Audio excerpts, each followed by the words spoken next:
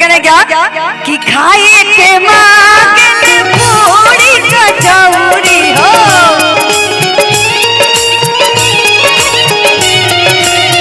खाए के मांगे पूरी कचौरी हो। और का मांगता रह कि पिए के मांगे ठंडा और पानी समझी लोग नखरा के वाला द्वारा पर तो दोनों हाथ कटा के ताली बजा के कि खाए के मांगे पूरी कचौरी हो,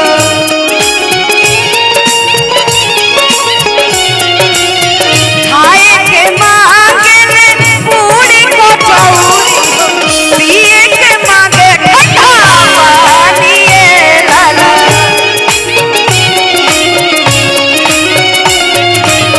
अवतारे दुल्हा माता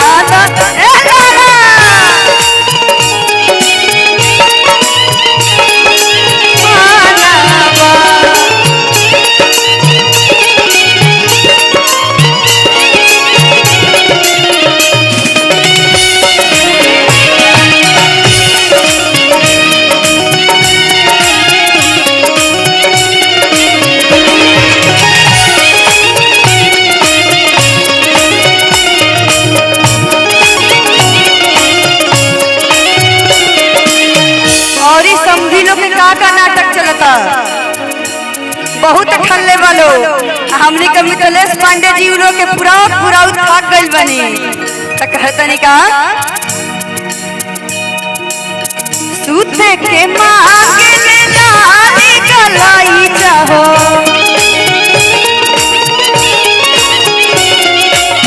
सूते के मांगे में लाली गलाई चाहो। और का कि लड़ने के मांगे मैं दाना लाला। थोड़ा दोनों हाथ उठाइए, बिल्कुल सीधे सीधे उठाई रहो सबे। बुझाता कि खाना पीना में कमी हो गई बना ना, तो दोनों हाथ को उठाइए सीधा सीधा। देखिए हमारे भैया ही उठा रहे।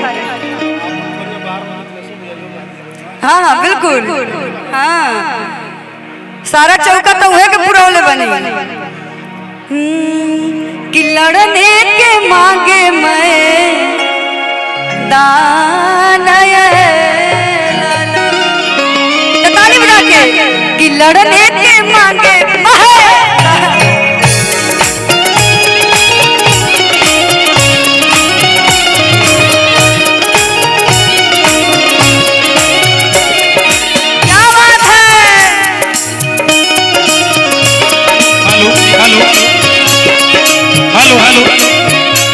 एक सेकंड भैया, देखिए बक्सर हमारा घर है भैया। हेलो, आस्था जी को और पांडे जी को और आनंद बाबू को लेकर मंच पे आइए। और मंच पे वहां पे बाउंसर वहां खड़े, कोई नहीं आएगा क्योंकि घर में ये कार्यक्रम है। फोटो सेशन होगा बाद में, कोई नहीं आएगा, सिर्फ 3 लोग मंच पर रहेंगे। जी जी। और जब बिया होते ही बटे तो और देखी के खोड़िया भरता सुट दे दीजिए कि अपना खोड़िया बाहर आए मिथिलेश बाबा,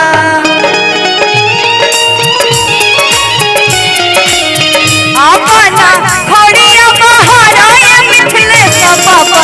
अवतारे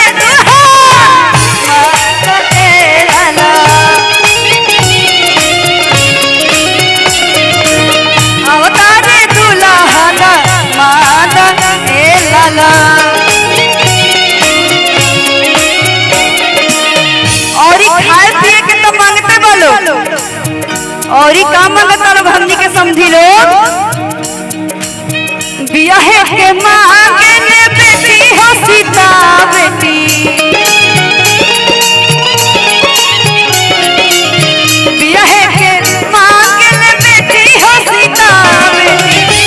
देखिए हमारे स्टेज पे हमारे आस्था सिंह जी का और आर्यन का बहुत बहुत स्वागत है, संजना जी का भी बहुत बहुत स्वागत है।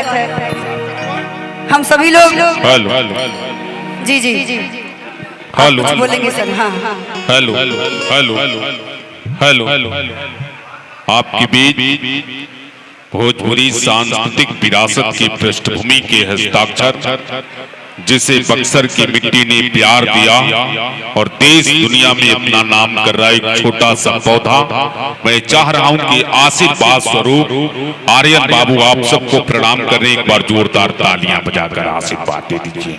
संजना पांडे जी हैं, भोजपुरी की प्रख्यात अभिनेत्री, जिन्हें बड़ा प्यार से, बड़ा दुलार से आप लोगों ने मोहब्बत दिया। आस्था सिंह जी हैं, अभी हम लोग गीत सुन रहे थे, प्रदीप प्रकाश जी हैं, सबको बहुत बहुत अभिनंदन स्वागत करते हुए मैं चाह रहा हूं कि हमारे बीच माननीय विधायक श्रीमान राधा चरण सेठ चाचा की गरिमा में उपस्थिति और मैं स्वागत अभिनंदन कर रहा हूं संतोष निराला जी, आनंद मिश्रा जी, राहुल सिंह जी, राकेश ओझा जी, सोनू सिंह जी, भरत बिंद जी और आदरणीय श्री मिथिलेश तिवारी जी, मैं स्वागत अभिनंदन कर रहा हूं। आज ऐसे कन्याओं के विवाह करा रहे हैं श्रीमान मिथिलेश पांडे जी और उपाध्यक्ष गोपाल पांडे जी, मैं सबका स्वागत अभिनंदन करते हुए और एक गीत और आप बड़े सम्मान के साथ कि नारी नहीं है अबला, ये बात पुरानी है, नारियों के गोद में पलती जिंदगानी है, नारी घर की लक्ष्मी है, सिंदूर बनकर दबके वक्त मरने पर चूड़ियां तलवार बनकर करके। एक बार तालियां बजाकर सम्मान करिए। एक गीत बहुत बहुत अभिनंदन, स्वागत मेरी तरफ से। अभी के लिए फिलहाल ये गाना, इसके बाद आप लोगों के बीच में आर्यन आएंगे।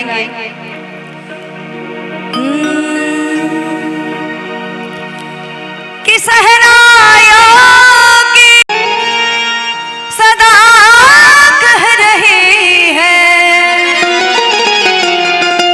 खुशी की मुबारक घड़ी आ गई है, कि सजी सुर्ख जोड़ी में चांद से दुल्हन जमी पे फलक से परियां गई है। सभी लोग जन हाथों बढ़ाएंगे, ताली संगेंगे क्या कि हो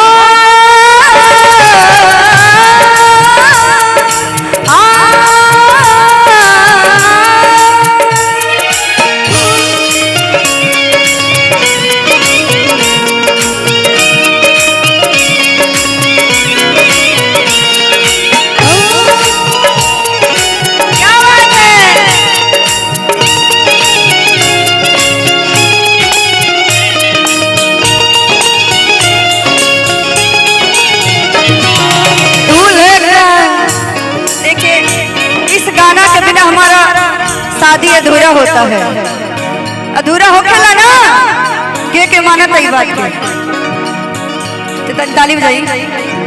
दूल्हे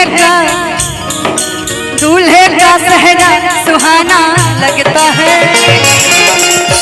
अच्छा सबके हाथ ऊपर ताली बजा के कि दुल्हन का तो दिल दीवाना, दूल्हे का सहरा सुहाना लगता है, दुल्हन का तो दिल दीवाना लगता है।